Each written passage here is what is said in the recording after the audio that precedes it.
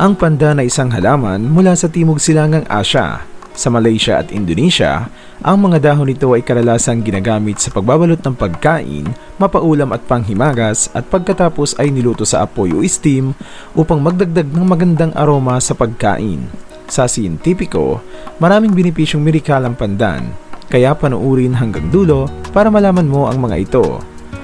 Ang pandan ay mayaman sa antioxidant carotenoids tulad ng lutein, alpha at beta-carotenes, zeaxanthin at vitamin E. Iyon ang isa sa mga dahilan kung bakit ito ay karaniwang ginagamit sa Timog Silangang Asya para sa pagluluto at bilang tradisyonal na gamot. Bukod sa hindi mapag-aalinlangang bungo nito, ang dahon ng pandan ay talagang nagdadala ng maraming benepisyo sa kalusugan. Number 1. Immunity. Ang immune system ay gumaganap ng isang mahalagang papel sa pagpapanatili ng kalusugan ng ating katawan ng malaki. Ang dahon ng pandan ay may mahalagang bitamina at antioxidant tulad ng beta-carotene at vitamin C na pumipigil sa mga malalang kondisyon sa kalusugan sa pamamagitan ng pagpapalakas ng iyong immune system. Number 2. Heart health. Sinusuportahan ng mga pag-aaral ang claim na ang dahon ng pandan ay mabuti para sa puso. Sa katunayan, ang dahon ng pandan ay natagpuan na isang partikular na mahusay na pinagmumula ng mga carotenoids, isang klase ng mga antioxidant. Ang mga ito ay kilala upang mabawasan ang panganib na magkaroon ng atherosclerosis, ang pagpapaliit ng mga arterya ng puso dahil sa pagkabuo ng plaque. Number 3. Blood pressure. Ang mga dahon ng pandan ay binubuo ng sapat na dami ng potassium na kumokontrol sa balanse ng electrolyte sa katawan at mahusay na nagpapababa ng mataas na antas ng presyon ng dugo sa normal. Puno ng maraming polyphenol antioxidants, ang mga dahon ng pandan ay may makapangyarihang antihypertensive properties para maayos sa mga pagkakataon ng hypertension. Maglagay ng ilang dahon ng pandan sa kumukulong tubig, magdagdag ng honey at tanglad at ubusin itong pandan tea isang beses kada araw upang mapanatili ang kontrol ng presyon ng dugo at dagdagan ang kalusugan ng puso. Number 4. Respiratory functions. Biyaya ng expectorant na mga katangian, ang dahon ng pandan ay gumagawa ng mga kamanghamanghang paraan sa pagtanggal ng plema sa ilong, mga daanan ng baga upang agad na malunasan ang sipon, pagalingin ang mga lagnat at mapabuti ang kalusugan ng paghinga, gayon din ang mga function ng baga at paghinga. Naglalaman din ang mga ito ng antipyretic at antiviral properties upang gamutin ang mga lagnat, panapanahong allergy at palakasin ang kaligtasan sa sakit.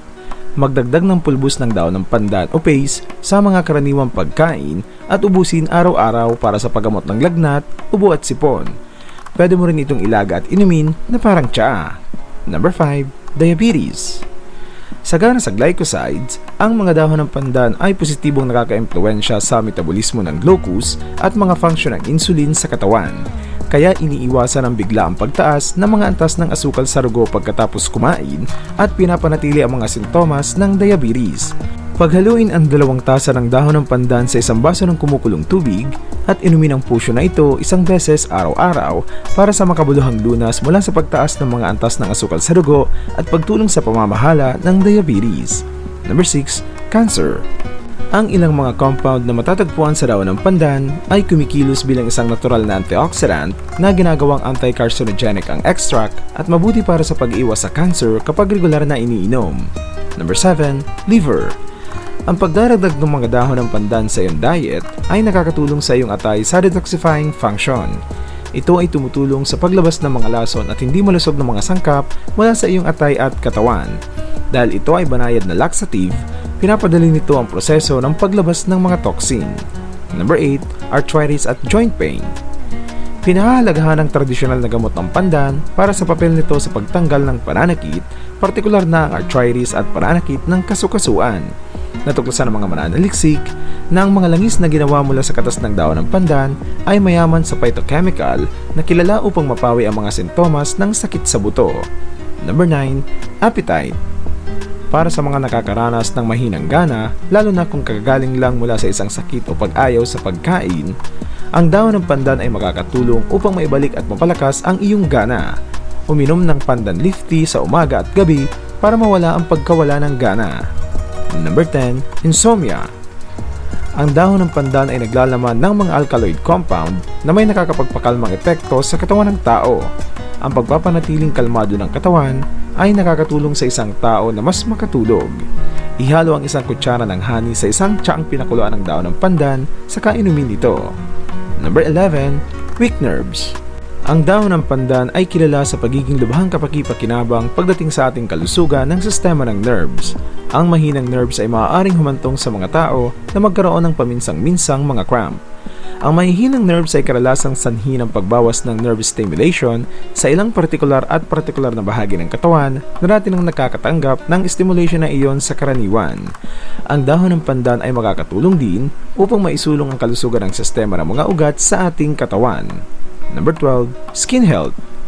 Sa Timog Silangang Asya, ang tuyo, dinurog na dahon ng pandan ay karalasang ginagamit bilang pangkasalukuyan ng paggamot para sa maliliit na paso, sunburn at iba pang mga problema sa balat. Bagamat higit pang mga pag-aaral ang kailangan, ang paunang pananaliksik ay nagpapakita na ang mga tannic acid sa pandan ay nagbibigay ng mabilis na pagkilos ng paglamig para sa mga maliliit na paso. Number 13.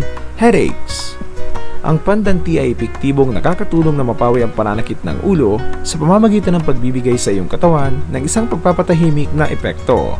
Bilang karagdagan, ang mataas na halaga ng mga phytochemical na naroroon sa pandan extract ay sinasabing lubos na nagpapagaan ng pananakit ng tainga at pananakit ng ulo. Kaya ang dahon ng pandan o paste nito ay maaaring maging isang mahusay na alternatibo sa mga kemikal na gamot upang mapawi ang pananakit ng tainga o pananakit ng ulo. Number 14. Toothache. Isang tradisyonal at natural na lunas para sa sakit ng ngipin na ipinasa sa maraming sambahayan sa Asya ay ang pagngunguya sa dahon ng pandan o ang pagkuskus ng mga dahon sa may problemang lugar ng gilagid. Ito ay gagana rin sa anyo ng pulbos na ginagawang mas madaling ilapat. Number 15. Stamina. Upang mapalakas ang iyong katawan, pakuluan ang 5 dahon ng pandan na may 3 basong tubig, tanggalin ang mga dahon pagkatapos kumulo at hayaan itong lumamig. Magdagdag ng ilang patak ng lemon sa tubig at inumin araw-araw. Makukuha mo rin ang benepisyong ito sa pamamagitan ng pag-inom ng tsaa na gawa sa pandan. Number 16. Postpartum recovery. Ang panahon ng confinement para sa mga kababaihan pagkatapos ng panganganak ay mahalaga para sa kanilang katawan. Nakakatulong ang pandan na mapabilis ang pagaling. Dahil dito, isa ito sa mga sangkap sa maraming postnatal confinement food. Number 17. Fungal infection. Ang dahon ng pandan ay kilala rin bilang isang mabisang panggamot para sa isang karaniwang infection ng fungal sa balat na kilala bilang tinea versicolor. Upang gamutin ang fungal infection na ito, ang katas ng dahon ng pandan ay dapat i-consume internally sa pamamagitan ng paghahanda ng tsaa na hinaluan ng kaunting asin para sa lasa. Ang tubig ay dapat inumin araw-araw para sa 3 hanggang 5 araw para sa bisa. Number 18. Itchy scalp. Puno ng mga katangiang antifungal, ang mga dahon ng pandan ay lubos na mabisa sa pag-iwas sa balakubak at iba pang mga infection sa anit, kaya pinapakalma ang buhok at binabawasan ang pangangati sa anit. Ang mga dahon ng pandan ay natural na naglalaman ng tannin at mahalagang langis na mahusay para sa paggamot sa pananakit at nakakapawing pagod na pamamaga. Ang isang tao ay maaaring maghanda ng mga ito ng madali para sa pagkonsumo tulad ng inilarawan sa video. Ang halamang pandan ay madaling mapalago ng halos walang gasto sa iyong likod bahay. Magandang idea na magkaroon ng halaman na nag-aalok ng napakaraming benepisyong pangkalusugan na abot kaya. Isulong po natin ang kahalagahan ng herbal at natural medicine. Ingatan po natin ang ating mga sarili. I-share po natin ang impormasyong ito para sa kaalaman ng ating mga kaibigan at mahal sa buhay.